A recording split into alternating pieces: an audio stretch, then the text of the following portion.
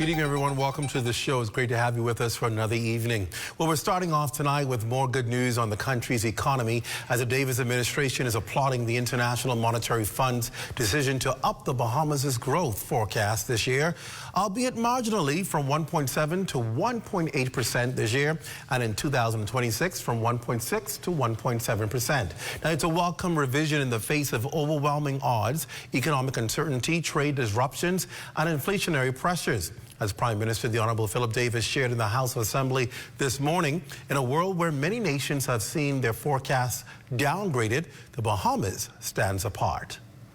We are among the few countries that have earned an upward revision. This is a marker not only of international recognition, but of the clear-eyed, hard-nosed, deliberate economic management we have insisted on. Some doubted this would be possible. Some said the hole was too deep, the institutions too weak, the political courage too rare. They scoffed at the ambition of our fiscal reforms, questioned the viability of our energy agenda, and ridiculed our insistence on national development that is both inclusive and modern. But, Madam Speaker, here we are. The IMF's review coming mere weeks after international credit rating agency Moody's upgraded its outlook for the Bahamas from stable to positive for the first time in nearly 20 years. Now, Fitch, a leading provider of credit ratings, followed suit. But while such achievements fly in the face of cynics, the Prime Minister stressed that growing confidence is by no means limited to the corridors of the IMF or Moody's, but expanded capital markets and the continued strength of tourism and construction and the investment decisions of domestic and international businesses. The Minister of Economic Affairs is currently in Washington, D.C. at the IMF and World Bank spring meetings. There, he's engaging directly with global financial institutions, building new partnerships, and reinforcing our international position as a stable, responsible, and progressive economy. These engagements are not ceremonial, they are strategic. They position the Bahamas to access the financing, support, and alliances needed for our future resilience. The country's debt conversion project for marine conservation is being recognized internationally as the environment, social and governance, or ESG deal of the year. That's good news there. ESG has been evolving in financial markets over the past 6 years, and something investors and other stakeholders are actually considering. Now, accepting the award on behalf of the Bahamas Economic Affairs Minister, Senator the Honorable Michael Halkitis, who left IMF World meetings in Washington for New York. It was awarded at the Latin America Bond Awards 2025, an awards program celebrating the leading names in the Latin American debt capital market. This award is an industry recognition of the Bahamas' leadership in designing innovative financing solutions to further climate resilience objectives and honors the country's dedication to both ocean conservation and sound fiscal management. Another issue the Prime Minister raised in the House of Assembly this morning was his administration's multi-phase approach to reform the country's energy sector and the millions of dollars in expected savings. Fern Carey has more on that story tonight. Prime Minister and Minister of Finance, the Honorable Philip Davis, touting the government's multi-million-dollar energy reform plan as the largest investment of its kind in the country's history. He noted that the measures, which are being carried out in partnership with local independent and international power providers, is necessary given the ongoing challenges Bahamas Power and Light is facing with its aging infrastructure and increased demand from customers. The reforms are also expected to drive down costs for consumers while helping to return BPL to fiscal health. They're also expected to help BPL explore avenues to address its pension obligations. Our integrated strategy will generate $87 million in annual savings for BPL. $43 million will be generated from eliminating costly rental generators. $13 million will be generated from structured legacy debt repayments. $15 million will be due to operational streamlining. $12 million will be attributed to increased reliability in New Providence and the Family Islands. And $4 million will come in from dividends related to the Bahamas Grid Company. The Cat Island, Rumkey, and San Salvador MP also indicated that the measures will propel the Bahamas towards its ambitious energy goals by 2030, while paving the way for hundreds of jobs to be created in the process. BTVI has already begun training young Bahamians to enter the renewable energy sector in preparation for this growth. 1,000 jobs will be created during the construction phase of the reform process, and hundreds of permanent jobs will emerge in operations and maintenance. Our energy future is bright, and it is built on the pillars of renewable energy, modern infrastructure, enhanced efficiency, and improved resilience. For the Bahamas Tonight, I'm Fern Carey. And that story is exactly where we are tonight. We're hearing more on the government's new energy era for the country. The Davis administration brands the energy sector as complex and evolving, and they make it clear that change won't happen overnight. However, the new energy policies and partnerships constitute the most ambitious energy reform agenda ever initiated in the country's history. And I want to stress that because, you know, it's one thing in the political realm to talk a lot of politics, right? Regardless of where you stand, regardless on which side of the equation you're on, there's a lot of talk that goes on into policies and what should be happening. But here it is, the administration is actually delivering on a lot of that talk, which you don't often see in politics. It's a lot of talk, a little action. But you're seeing, and most of you should be experiencing, that action is actually taking place. You're seeing the impact of these reforms being put in place, and you're now hearing about a long-term plan. So it's not just what people will say, oh, political season, so let's give them something good, throw them a bone. No, there is a long-term plan, and that's what we're going to talk about tonight. We're going to get some more teeth about what this plan means, how it will benefit you, and so that you understand it. I always tell people, ignorance is always evident when you don't know information. A lot of people argue, a lot of people seem to be ignorant to what is going on because they don't have information. We're going to give you information tonight so that you can understand exactly what you can expect as a citizen of this country when it comes to energy and the transformation that is about to take place that has already begun. It's important to talk about it. It's important to give you the information about it so that you, when people come and give you all this rhetoric and the side talk, you can say, well, no, that's not what I understand it to be. Here's what it is. And tonight we're going to talk to the minister responsible for energy, and she's going to tell us exactly how this plan is going to be executed. We're going to ask the questions so that you leave informed, right? I think as Bahamians, we need to take the debate higher now. All this rhetoric talk just for politics doesn't make any sense. At the end of the day, you want to ensure that you have clean energy, you want to ensure that you have affordable energy, and you want to make sure that you have reliable energy.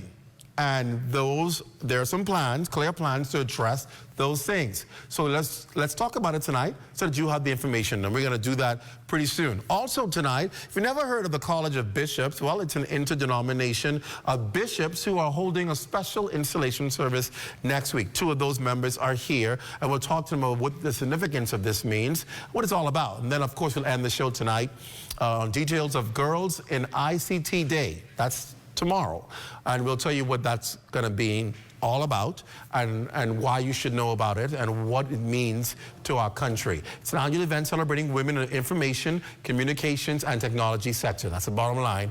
And one of the local committee's founding members will join us to talk about that. So it's going to be a pretty exciting show. And when you come back with us, because you're coming back, you're not going anywhere else, because you want to hear the information, we're going to talk about the energy sector right here on The Rundown, here on the ZNS Network. But after the break, stay close.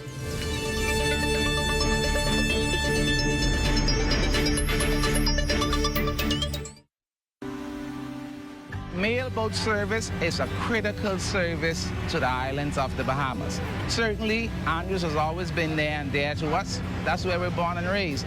And so we play a crucial role in advancing the growth and development of Andrews. Customers want service and they want consistency. From the start, that's been our commitment. We work to sail on time every time. Our customers have come now to expect this from us. And one of the biggest challenges we've had was finding adequate funding. SPDC from the very start has been a lifesaver. My advice to young people, if you have a vision, a passion, an idea, go for it. Don't give up. It's not easy. If it was, everybody would be doing it. Be consistent and you'll get there.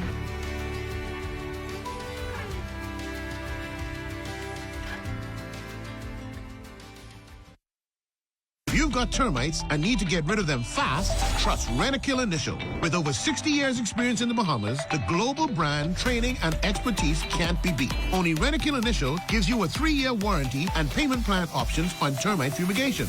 No one can match the range of treatments we offer, such as fumigation, pre-construction treatments, termite monitoring, and more. No matter where you are in the Bahamas, we will come to you. When it comes to complete termite eradication, there's only one name, Rentokil Initial.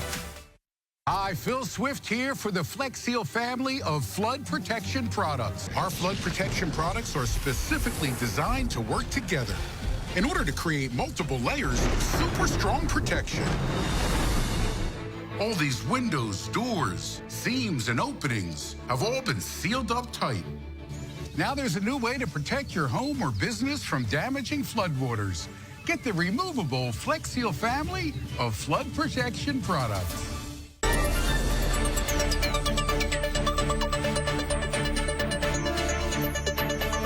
Welcome back. A special good evening to all of you who are in the Lions Den. I see you in here online, Lions Den. Those of you watching by YouTube, you're watching from Turks and Caicos on your various platforms around the region or internationally, welcome. Or just here at home, it's always a pleasure to have you joining us in the rundown. Well, upgrading the country's transmission and distribution infrastructure, making a major new investment in solar energy across our islands, and replacing heavy and diesel fuels with natural gas are some of the components of the government's new energy plan. The Davis administration's goal is lower cost of living and doing business, a more competitive economy, more employment and investment opportunities for Bahamians, a modern 21st century infrastructure and technology, and more resilient during storms. On the forefront of this mandate is a cabinet minister responsible for energy and transport, the Honorable JoBeth Colby Davis, and she joins us on the rundown. Minister, I've been waiting a long time for this thing. I told you not to say You're not going to say it. I'm here. But you're here. I'm so excited to be here. Listen, and I must say right off the top, congratulations, because this is a tough order. Many people probably heard about when the Ministry of Energy was created and said, yeah. They're doing that because they said they can try to do something, but it didn't happen. But you got to work immediately. Yeah. You wasted no time. Oh, no. It was something you were already familiar with and understood what to get done, and the plan got executed. I want to start with what took place today, because in the House of Assembly, you tabled the IMF report. And a lot of people want to say, okay, the IMF report, energy reform, what's the connection? What's the correlation? Why was it important to table that report?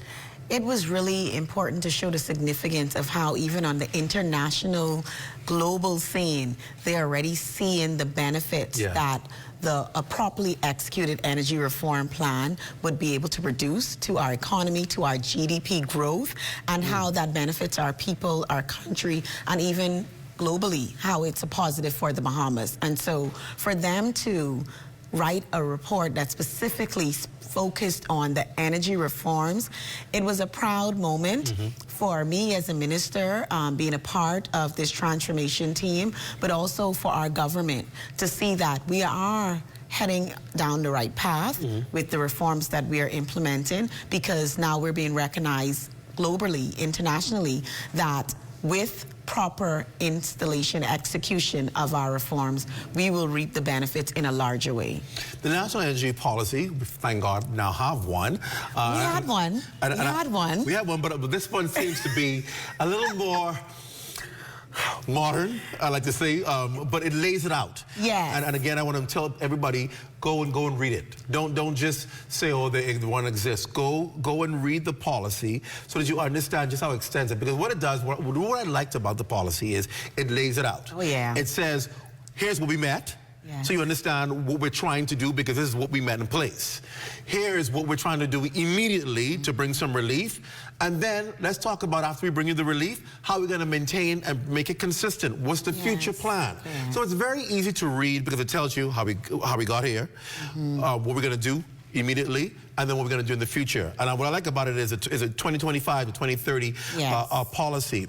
Why is this policy important? Because we had one before, but why is this roadmap important? This is important because it helps to guide the present state of our energy sector, but also it begins to already prepare us for where we may have to go. So it speaks to the evolution of the energy sector and how it changes so quickly that you have to be ready to transform legislation, policy, even the way you do business in your utility sector. And so our energy policy was created in 2013, but it was never meant to just sit and be the policy, because if you understand the energy sector, it changes always evolving at the speed of lightning. So it's always evolving. There's always new technology. There's always different ways of fuel, different types of renewables are now coming on stream, better ways. I mean, even the batteries that we started with using energy storage battery systems, they've changed dramatically over the last 5 to 10 years. And so the policy is supposed to change every 5 years. From 2013, nothing happened. So you have a Ministry of Energy that's tackling energy transformation and trying to bring modernization, transformation, resiliency to your country. The important part of having an energy policy is because you don't want to be doing it alone. You want to be guided. And so we had the relationship built from Ministry of Energy team and ERCA working together. We also had support from Environment, DEP, that gave input, and then we did focus groups, consultation with stakeholders, and now we're doing public consultation. I'm about to ask about that. Do people get a buy-in on this? So tonight was our first public consultation. We had it at St. John's Auditorium at 6 p.m. Tomorrow night, they're going to be in Grand Bahama, and then they're going throughout the other family islands. So it's a draft that we tabled today, which we want to make sure everyone who wants to have an opportunity gets to see it, gets to share, gets to ask questions to understand why is my government doing this? Why did you choose this fuel over that fuel? Why are you focusing more on solar as opposed to wind? It helps you to understand why we are making this necessary decisions that we are making and why it's going to be beneficial in the long run. There's a component of this policy that includes public-private partnership, right? Yeah. And when we say that, when we talk about energy, people all of a sudden get very defensive. Oh, they're selling BPL. Oh, they're bringing on these people with these secret deals. But there's a reason why the 3 Ps are important in the development energy sector. Talk about that. So let me first start by saying we are the only country in the region that still owns our utility sector 100%. Wow. Let's start there. That should say a lot. And then let me also say, while owning it 100%, we have a $500 million debt. And then we have a pension fund that is underfunded by over $100 million. So that's not attached to the $500 million debt. Wow. Right? Wow. So we have been trying to maintain our sovereignty with ownership by 100% and do it alone.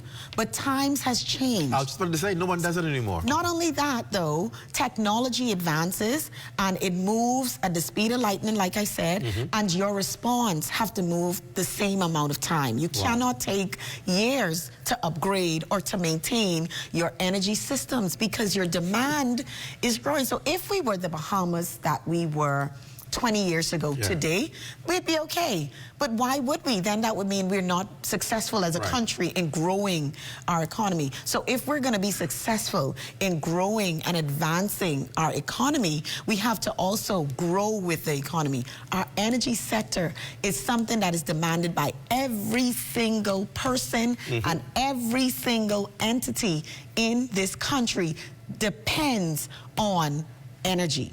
Wow. And so knowing that, why would you still be depending on transformers that are 60, 70 years old, the parts which are no longer being made, and I can put a plug in here for BPL engineers and technicians and their staff, they have been doing a human's job that I only now realize because I'm the minister. Right. Because they have been building the parts in country. Wow. Keeping those transformers working, keeping our power on while we just clicking on our air condition, clicking on our TV, clicking on our light, and like, yep, it's on, no problems tonight, and not knowing what it's taking. chilling, but not knowing what it's taking. So fix it.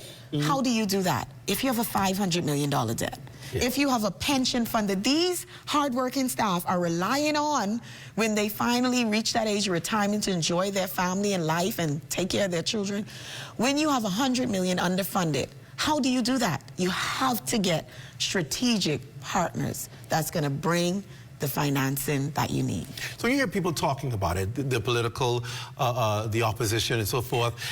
To you, it must just sound like a lot of rhetoric because it's not factually based. Well, I asked the opposition, what did they do? That's the first question. What did they do? And I want them to state for the Bahamian people, what was your energy reform plan? See, like you stated when you were introducing the show, let's move away from the rhetoric and let's really talk about what the Bahamian people truly mean. Yeah. See, the Bahamian people place a demand, right? And even if they didn't say it by words, the demand was, I'm building larger homes. So you better be able to provide me with power. Right. I'm going to create larger businesses. I'm going to expand my business to Eleuthera, to Abaco, to Exuma. And so when I get there, I better have power. Oh, better yet, I'm going to buy property and build Airbnbs, or I'm going to build this, or I'm going to build that. And when I am done, I am going to BPL, and I expect power to be. So that's the demand. Yeah. They gave the demand. So every government responsibility, because we own it 100%, is to make sure we meet that demand. So the reform is important for growth, for our economy, for us to continue to benefit from having investments that continue to come and grow and expand our reach globally. We have to invest in our energy sector. We can't leave it hanging. We know that the LNG terminal and development use agreement was signed, and how is this expected to work and integrate? This is absolutely one of my favorite parts of the energy reform, where while I will say that solar is probably my most favorite, because that's the renewable and we have sunlight, and that's... Exactly. That's using what you already have. LNG terminal is just a new era for BPL. So the first part of it is the training and the development that our staff, that our Bahamians will be a part of. Even the building of it, because now they're in the negotiations with our Bahamian contractors and others who would be a part of the construction portion, so the building out, but also just learning and seeing how it's utilized in the first phase. So the first phase, you're gonna have bullet tanks. And the bullet tanks are just those big, long tanks that you would see, and they store that LNG and you transport it to the plant. But then after a while, you can transition and have that moved through a pipeline. And so seeing that move from phase 1 and gradually grow to the larger phases where we're taking on larger quantities of LNG is something that I'm looking forward to, but also reducing our emissions. Yes. Reducing our emissions. So my husband takes our daughter out. Sometimes when she's much younger, we live on the far western side, close by Clifton, and she would be, you know, anxious sometimes at bedtime. You just go on a little drive and take her to get her to sleep. And as she got older, she started saying, look at the smoking stacks. Wow. The smoking stacks. Could you is imagine? What she calls Could them. you imagine? And so when she gets older, if we do this well enough, if we do this well enough, she will begin to say the smoking stacks are gone. What that means is we reduced our emissions. All of that black smoke that you see going up, well, there'll be no need for it because we're transitioned to cleaner fuel, and that's the great part of removing. And that's really maintaining our environment so that this country is around. in the cleanest air that we have ever had before for years and years to come. So I believe that's an initiative everybody ought to support. Because we can't say we live in one of the most beautiful places, but yet we don't know how to protect this environment. And we're not really the large pollutants, you know, we're not. No. But it's still important for us to be good stewards of our environment. And so taking part in transitioning to cleaner fuel where you're able to is important because it helps you to make sure you're doing your part as protecting the environment. So let's talk about, we talked about a lot of what's going to be happening and what we're working toward. Let's talk about what's right ahead of us. Summer, right? It's always the biggest test for PPL. And we say, okay, all of these reforms sound great, but can you handle what you're dealing with right now? Are you prepared for the increased load in the summer? So our first part of, so remember I spoke about phasing it out.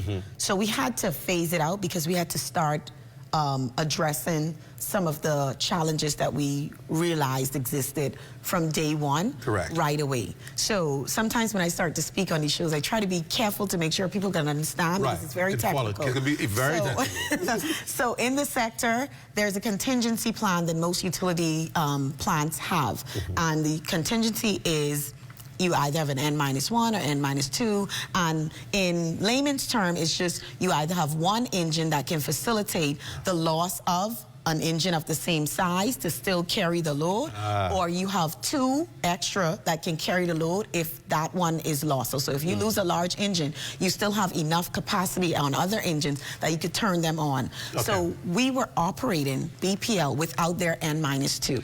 Which means they didn't have extra capacity no contingency plan. Sitting there, no contingency. There was nothing to, so that's why you would experience load shedding. Because if I don't have an N-2, then I have to do phased load shedding. I say, well, Clint's over here in this area.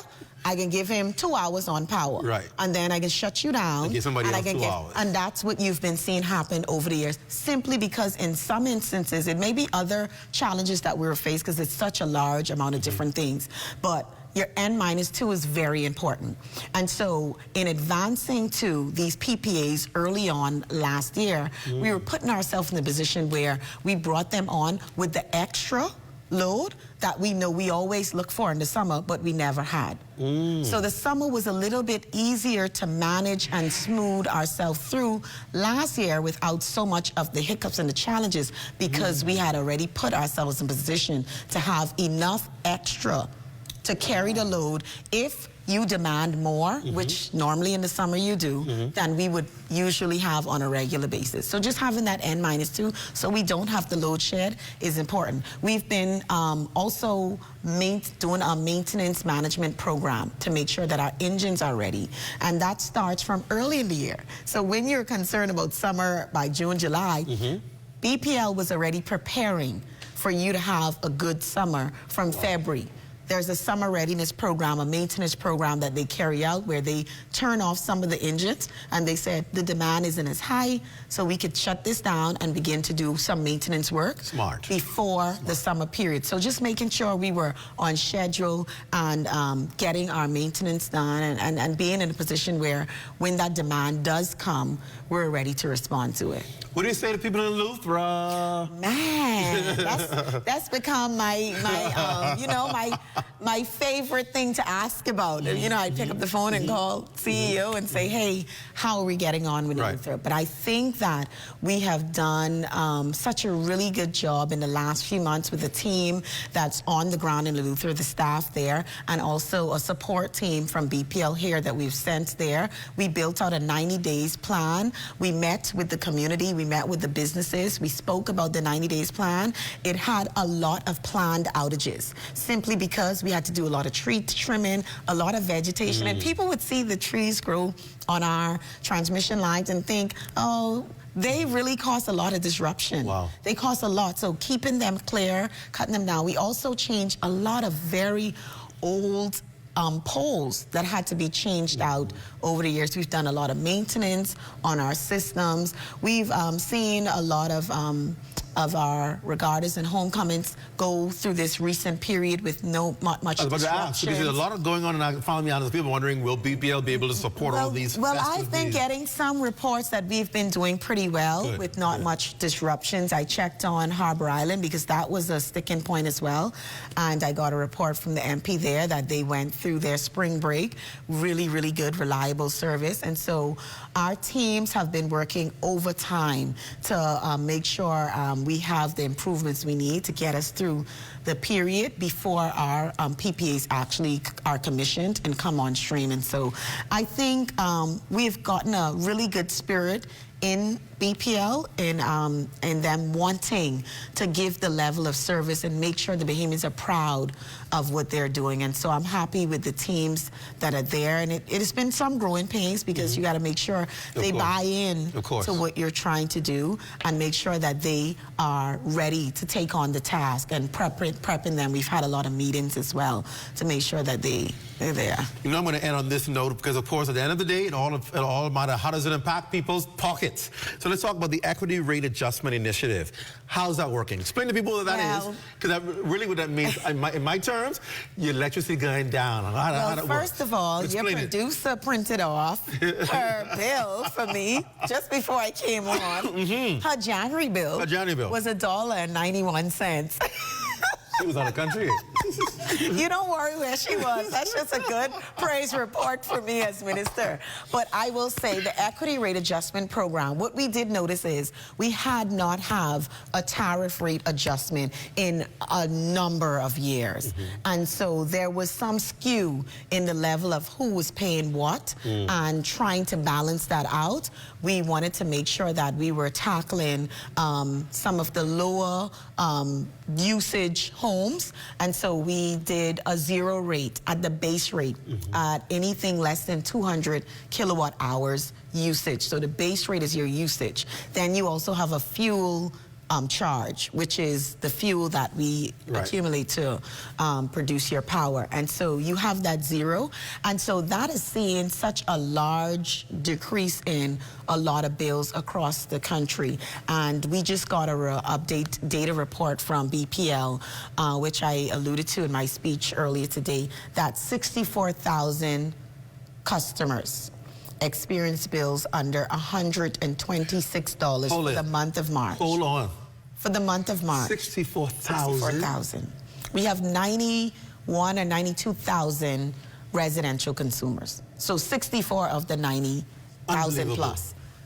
126. And people used to complain that their light bill used to be almost a second mortgage. Well, you know, I'm getting all kind of love now in my constituency. They say, man, my bill lower than my cable bill. People said it used to be a mortgage. Well, you know, you have to remember now, we're in a very volatile environment when it comes to fuel prices. Right. And so as it goes up and down and fluctuate, and it's usually on the fuel that we're trying to remove, the heavy fuel and the diesel. Diesel is very expensive.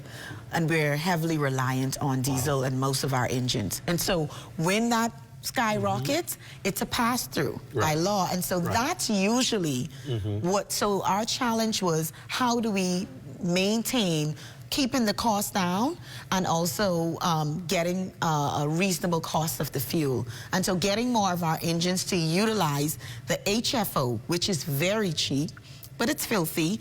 But during this transition, you still have to find a way to reduce the cost to homeowners. So putting more of our engines on HFO and less of our reliance on the diesel also contributes to bringing down the cost. Also running our engines efficiently. So the newest engines, you put them on the roster first. So it's just like you come into work on a shift. You say, well, the new engines, you can go on the first shift because everybody going to work, they turning on light, air conditioning, whatever, school's open. That's the demand is large at those hours. And then at the later hours, in the middle of the day, people on lunch break, they ain't really paying attention. So you put the better, more efficient engines on. The heat index rate is lower, and so you use less fuel to power up our buildings. You got it like a science. Well, I mean, I studied this, so. Well, I'll tell you, you know, in ZNS, when you're exceptional, you end up getting an increment.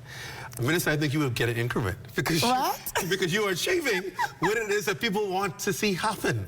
And sadly, that's not often in government where people actually go in and they achieve what they set out to do. I made sure to keep reminding myself daily that the Bahamian people gave the Davis administration a mandate, and then he entrusted me with a portion of that mandate.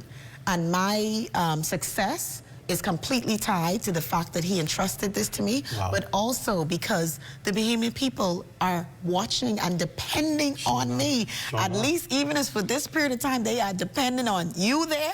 Get something right for us to be able to benefit. And that's, you know, that's what guides me. Congratulations to you. Thank you for updating us. I hope you get a clearer picture. It was very clear today where we at, where you're trying to go, and how to get there. And we're very appreciative of this.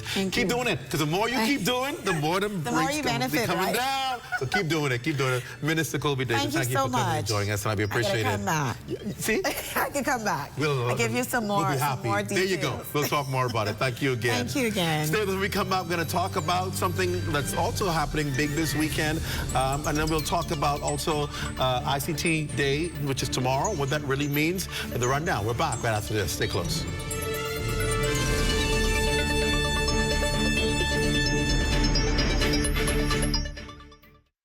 The internet isn't just for surfing. There's a sea of shoppers buying online, and you can connect with them on Tingsy. Tingsy is the SBDC's online storefront built for Bahamians. Take your business to the next level by selling to customers online, both at home and around the world. People want Bahamian things, and if you got things to sell, sell on Tingsy.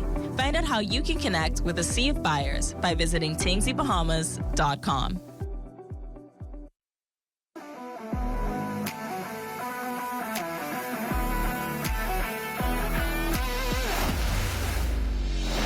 Bahamas Striping Group of Companies, we have been in Exoma now for the past 4 years, carrying out our paving program. A part of our company's philosophy is to do some work to international standards. So when you look at our paving division, we have a state-of-the-art lab to do all of our testing in-house, as well as a state-of-the-art asphalt plant with a trained technician carrying out the work on that site. The overarching goal of our company is to produce the work that we're doing in the entire Bahamas to international standards. We also make a difference by the training of our staff. We have a very intensive training program going on to where we are teaching young men how to learn the art of striping. Being a young man myself, I've made mistakes in the past. I was given a second chance to better my life, and it's only fitting that we pass that along. What's important for us is giving them a second chance for them to get a skill and a career that could take them further in life.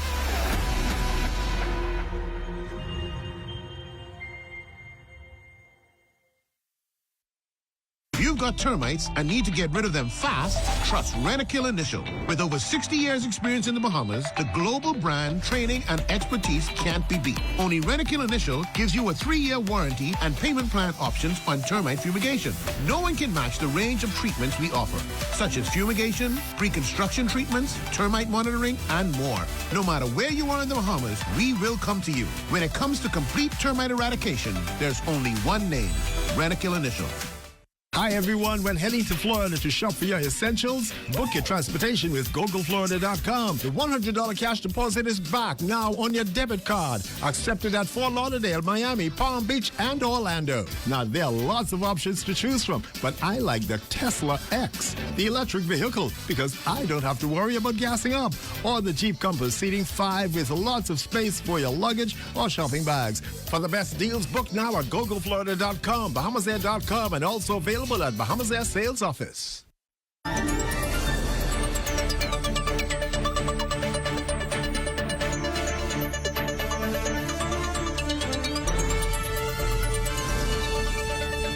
Welcome back. Next week, Monday, April 28th, will be an exciting time for the local religious community as the Bahamas College of Bishops will be holding a sacred gathering marking the installation of its new president and executive council. Now, it's called the Holy Assignment and will honor the legacy of those who have served and celebrate the future of spiritual leadership in our nation. And for a bit of history, the Bahamas College of Bishops is a non-profit organization formed in 2018 and has grown to over 40 members members nationwide. The college's focus is the enrichment, education, and empowerment of its members. The college has embarked upon a plan of action to impact members and their communities. Now, on the desk with me tonight are Bishop Christopher Minnis, who will be installed as the president's personal assistant, and Bishop Wesley Thompson will be installed as the second vice president. Gentlemen, good evening. Welcome to the Rundown. Good to have both of you here. Good evening. Blessing. Good evening. Blessing. So when we talk about the College of Bishops, a lot of people are wondering, well, what is that really exactly like?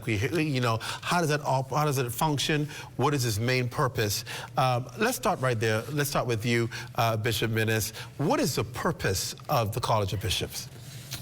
Well, firstly, Minister Clint, the purpose of the college is to empower, enrich, and deal with a whole lot of our social and our moral issues, and more importantly, our spiritual connect with God. Is this an advisory board to bishops, or is it more so for the churches? Well, for both. Firstly, what we would do, straight across the border, straight across the spectrum, we have bishops from practically all denominations. So from that, we bring this group of men of God together with this kind of strength and energy, so that we can go out and embark upon building the community, building our people, and specifically our young men. Because for the most part, we would see men, but they always seem to be divided. They always seem to see their differences. But with the College of Bishops, what we are able to do is kind of canvas a group of men together with one voice, one force, to empower wherever the borders of our College of Bishops would expand. Go ahead, Bishop Thompson, and explain to us exactly the mandate and the function of the College of Bishops. As Bishop Minnis mentioned, to deal with social and moral issues, but the strength of this college is that men from different denominational divide can come together and foster a very positive relationship and build on what Christ as challenged his church should be. Just shall all men know that you are my disciples if you have love one for another.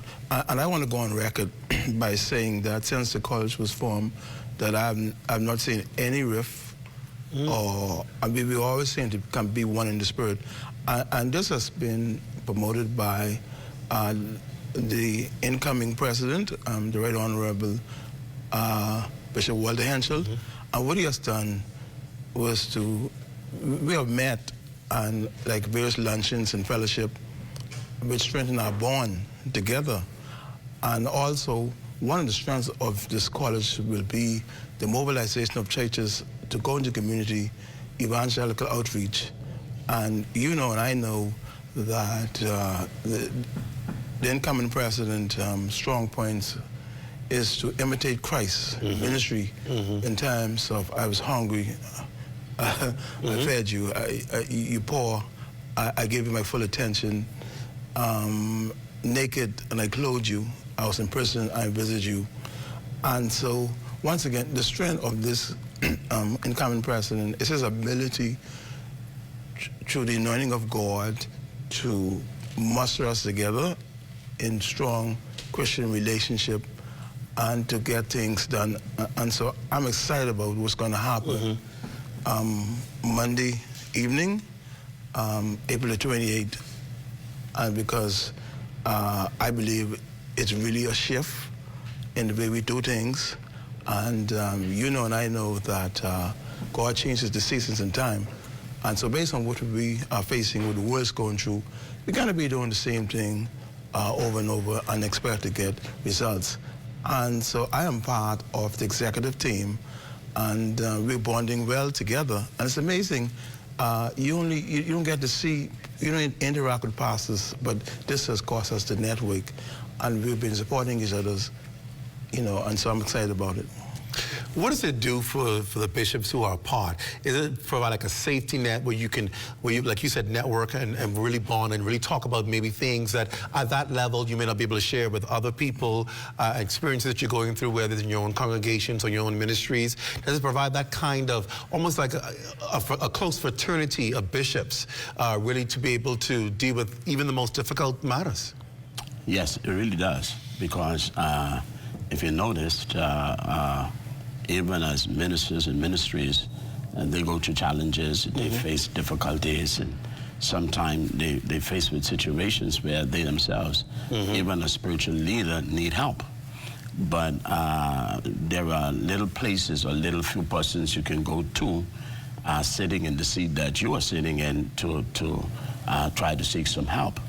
But one of the strong points of the College of Bishops, if a brother is going through some transition, is going through, let's say, even a challenging marriage or the loss of a family member, the bishop loses his wife, and he's going through a time of grief, he needs somebody that, that he can throw their hands around him as a collective body and be there for him to strengthen and to nurture and to get him back to function.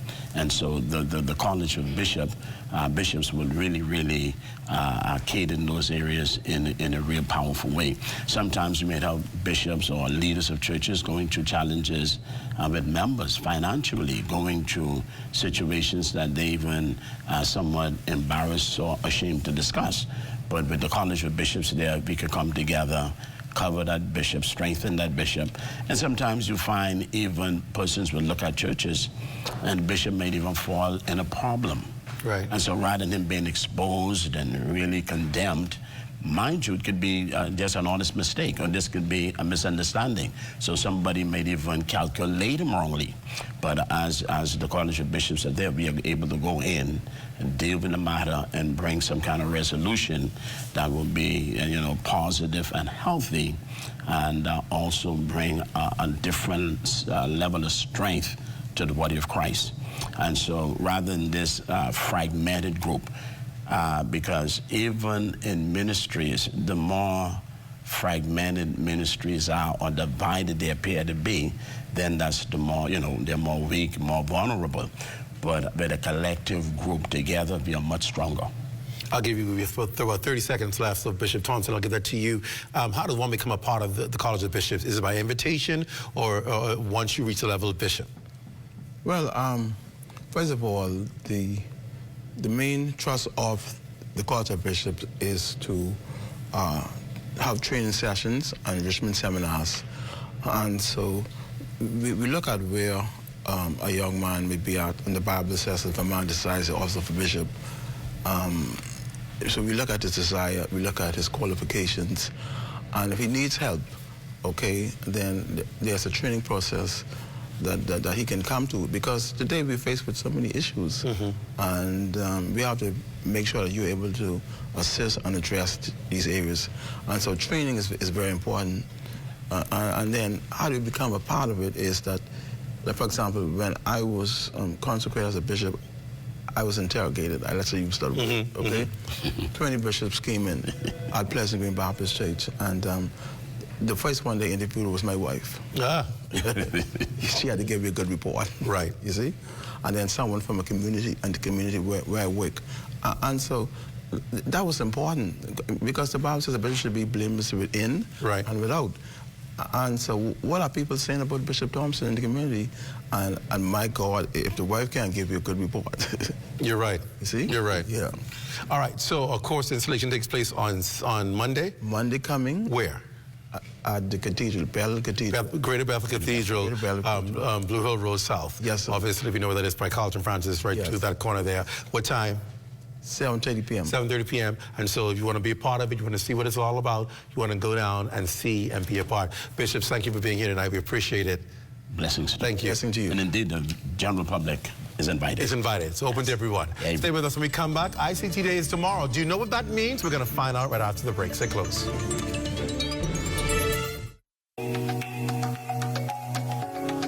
9 beautiful, talented, and outstanding ladies 6 categories to determine 1 crown. From Abaco, Bimini, Cat Island, New Providence, Long Island, Exuma, Maguana, San Salvador, and Paradise Island. It's the 2025 Miss Teen Universe Bahamas pageant. Get your tickets today. Preliminaries Friday, April 25th at the Atlantis Theater, Paradise Island.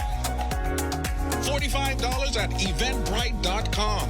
And the grand finale Sunday, April 27th. Also at the Atlantis Theater. Tickets $65 at bahamaseTickets.com. A special guest appearance all the way from India, the reigning Miss Teen Universe.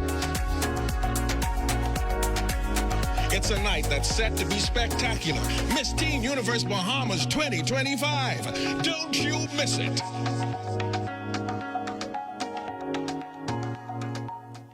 Is the Little Caesars Stuffed Crust Pizza. Get more pizza for less money. Only $12. It's a whole new level of pizza with cheese stuffed crust so spectacular that there's nothing left. Pizza. A delicious pepperoni pizza with the crust stuffed with lots of cheese and brushed with butter and garlic flavor and sprinkled with Parmesan cheese. Hot and ready Thursday to Saturday between 4 and 8 for only $12. Simply irresistible. And only at Little Caesars. Pizza.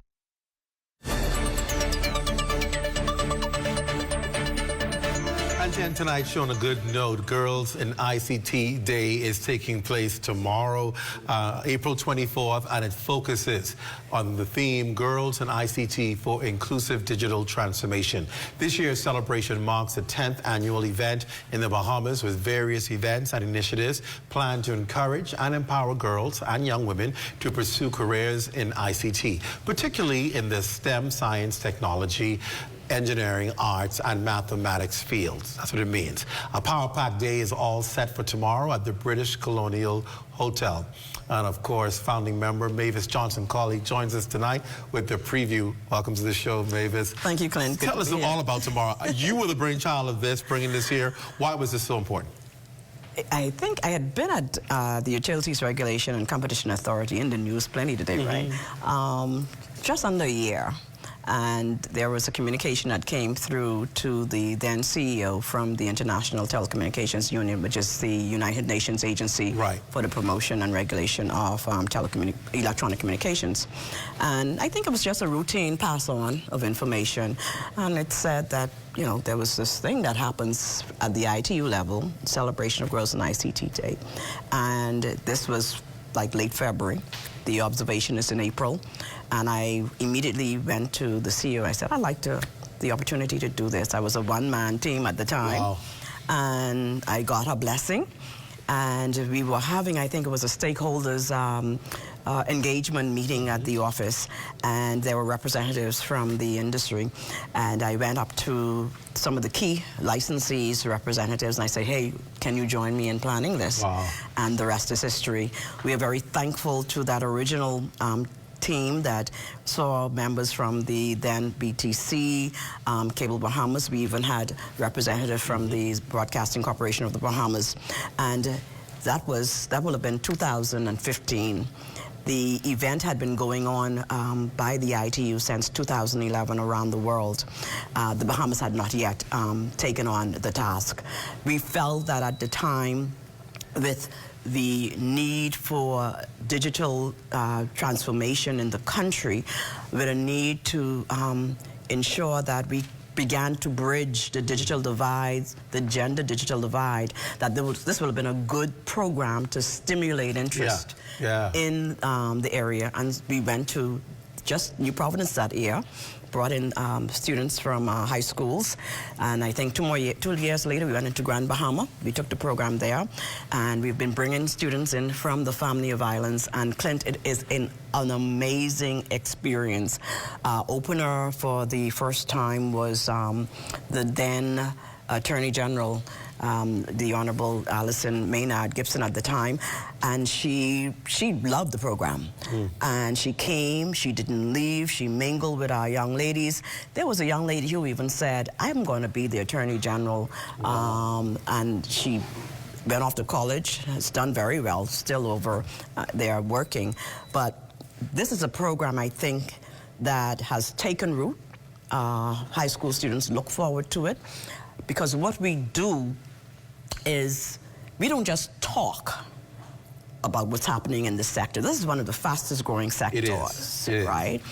What we try to do is show them the many opportunities in the sector. We take traditional professions, accounting, and say, do you know that if you're not engaged digitally, if you're not in tune, if you're not knowledgeable about the digital environment, your accountancy, your pure accountancy training is not going to be sufficient.